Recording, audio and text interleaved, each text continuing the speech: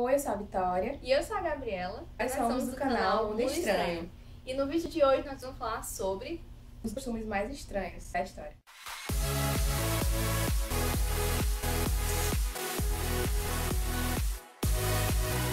Shanzu ou pés atados foi uma prática muito comum na China há 1000 anos atrás. Acontecia com meninas de 4 a 7 anos que tinham os pés quebrados e atados em bandagens super apertadas. Com o crescimento natural dos pés, quando eles chegavam na fase adulta, os pés estavam completamente deformados. Os pés de lótus, como eram conhecidos, não passavam dos 10 centímetros e eram um sinal de status social e elegância. Era feito uma mistura com sangue de animal e ervas para evitar necrose. As unhas eram cortadas. O procedimento ocorria da seguinte maneira. Os pés eram massageados, os dedos eram quebrados um por um, e em seguida eram colocadas as bandagens super apertadas, que também estavam com essa mistura em ervas para não infeccionar. O procedimento se repetia de 2 em 2 dias, com as bandagens cada vez mais apertadas, fazendo com que o procedimento fosse cada vez mais doloroso. Mesmo com o procedimento, as necroses eram inevitáveis, ocasionando muitas vezes na perca do dedo. E como esse pezinho era muito pequeno, era difícil de andar com eles. E qualquer descuido podia ser uma queda, podia provocar lesões bem sérias até. Foi proibido na China, mas muitas chinesas ainda carregam suas marcas. duelos. Praticados entre os séculos XV e XX nas sociedades ocidentais, é um combate consensual entre duas pessoas, na qual pode ter regras explícitas ou implicitamente, com armas letais, e que é por alguma questão de honra. O desafiante, normalmente, quer reparar algum insulto à sua honra, de modo que o objetivo deste duelo não é apenas matar, mas conseguir restaurar tal honra, de modo que assim esse envolvimento seja voluntário, um envolvimento para a morte. Embora ele fosse legal, muitas sociedades aceitavam esse tal duelo. Mesmo assim, depois de acabado, seus participantes não pagavam pelos seus atos. Apenas os cavalheiros detinham a honra de participar de um duelo. No caso, se um cavalheiro fosse insultado por uma pessoa de uma classe menor, este não a desafiaria para um duelo, apenas a surraria ou mandaria que um servo fizesse. Hoje, os duelos são proibidos em quase todos os países do mundo.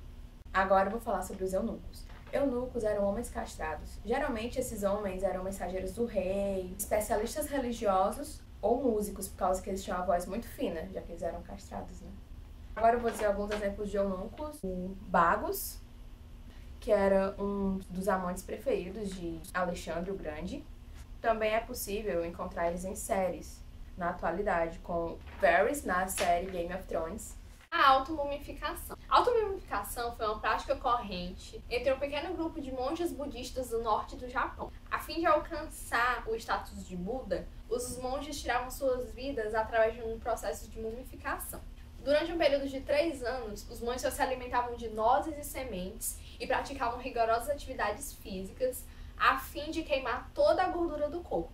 Durante os próximos 3 anos, o monge se alimentava de cascas de árvores e raízes e tomava um chá venenoso proveniente da seiva da árvore de uruxi, que era o uruxiol, que era uma substância normalmente usada para embebedar as lanças e as flechas. Esse processo causava fortes vômitos e a perda dos fluidos corporais. Os monges se trancavam em uma tumba de pedra, na qual só tinha espaço para ele ficar em posição de lótus e um sininho.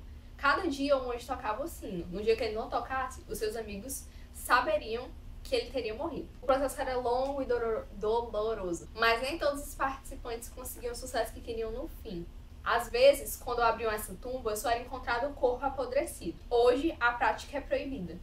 Sati é um costume hindu, no qual a viúva se sacrificava junto com o marido em sua pira funerária. É supostamente um ato voluntário, mas muitas vezes a mulher é impelida a cometer essa prática por familiares ou pela própria sociedade. Muitas explicações são dadas para essa tradição, mas a mais óbvia delas é que em algumas partes do mundo o homem é visto como centro. E as viúvas não podem casar novamente, são destinadas a passar o resto da sua vida nas margens da sociedade.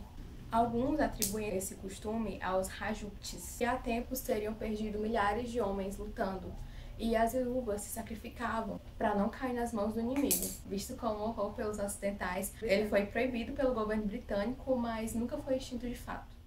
Sacrifício humano é o ato de matar uma pessoa como oferenda para alguma divindade. Era uma prática muito comum nas culturas antigas, com o ritual variando entre elas. As vítimas poderiam variar desde prisioneiros a crianças e virgens, na qual eram mortas queimadas, enterradas vivas, decapitadas, entre outras. Com o tempo, o sacrifício humano tornou-se uma prática menos comum, e hoje as suas práticas são muito raras, de modo que algumas religiões atualmente a condenam como um crime. Entretanto, ainda se vê casos isolados, principalmente nos países menos desenvolvidos do mundo. Agora eu vou falar sobre o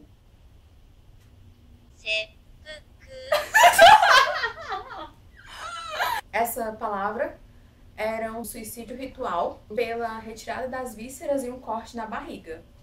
Ela era cometida por guerreiros a fim de evitar que eles caíssem nas mãos do inimigo para atenuar a vergonha.